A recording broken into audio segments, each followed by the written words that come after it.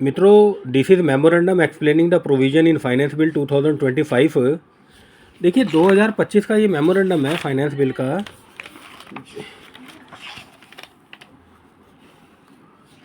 इसके अंदर जो बड़ा मेजर अमेंडमेंट आया है वो अमेंडमेंट आया है आपका सेक्शन 139(8)A में।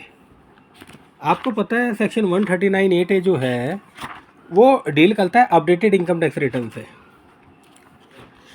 और अपडेटेड इनकम टैक्स रिटर्न पहले 2 साल तक फाइल हो सकती थी, विद इन 24 मंथ फाइल हो सकती थी।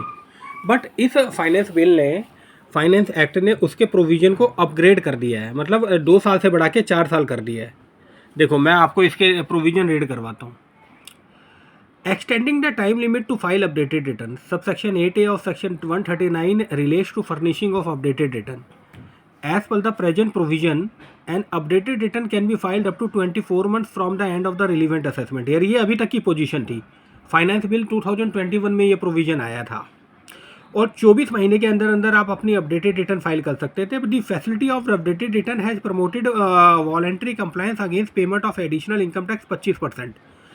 अगर आप 12 महीने के अंदर भर देते तो आपको 25% टैक्स देना होता था और विद इंटरेस्ट पेबल होता था for updated return filed up to 12 month from the end of the relevant assessment year. For updated return filed after the expiry of 12 months but up to 24 months from the end of the relevant assessment year, the additional income tax of 50% of aggregate of tax and interest is to be paid।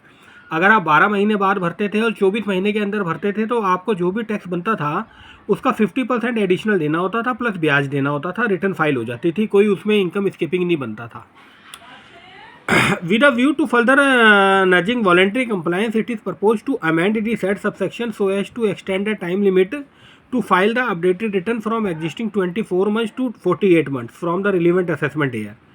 Government का view है कि हम voluntary compliance को बढ़ाना चाहते हैं, इसलिए जो अपडेटेड रिटर्न का टाइम पीरियड है 24 महीने का, हम इसको 48 महीने करने जा रहे हैं। This is the view of the government of India.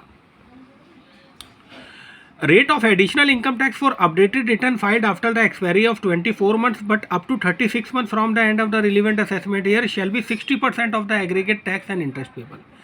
कहता है जो एडिशनल टैक्स आप दोगे अगर 12 महीने के बाद भरते हो, 36 महीने के अंदर भरते हो, मतलब 3 साल के अंदर अगर आप भरते हो तो जो भी टैक्स बनेगा, इंटरेस्ट लगेगा, उसका 60% आपने एडिशनल टैक्स देना है। आप अपनी अपडेटेड रिटर्न फाइल कर लेना।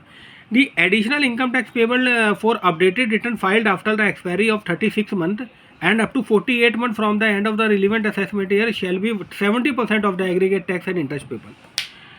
It is further proposed to provide that no updated return shall be furnished by any person when any notice to show cause under section 148 of the act has been issued in his case after the 36 month from the end of the relevant assessment year. क्या आपको पता है 148A जो है वो income escaping assessment के notice से deal करता है कि आपको नोटिस भेजता है इनकम स्केपिंग असेसमेंट खोलने से पहले ITO या डिपार्टमेंट कि हम आपका इनकम स्केपिंग असेसमेंट कर रहे हैं, बताइए आपने इनकम स्केप कर रखी है। अगर 148A का इनका नोटिस आपको आ गया है तो फिर आप ये नहीं फाइल कर सकते। हाँ, लेकिन इसमें एक उन्होंने प्रोवाइजो डाल दिया, however where subsequently an order is passed under subsection 3 of section 148A of the act determining that it is not a fit case to issue show notice under section 148 of the act, updated return may be filed up to 48 months from the end of the relevant assessment year। कहता है these amendment will take effect from 1 April 2025। मतलब मोटा मोटी आप मान के चलो कि कल से ये अमेंडमेंट आपकी लागू हो जाएगी। अगर आप कल से भरना चाहते हो तो आप अपना 21-22, 22-23, 23-24, 24-25 का रिटर्न भर सकते हो। Thank you.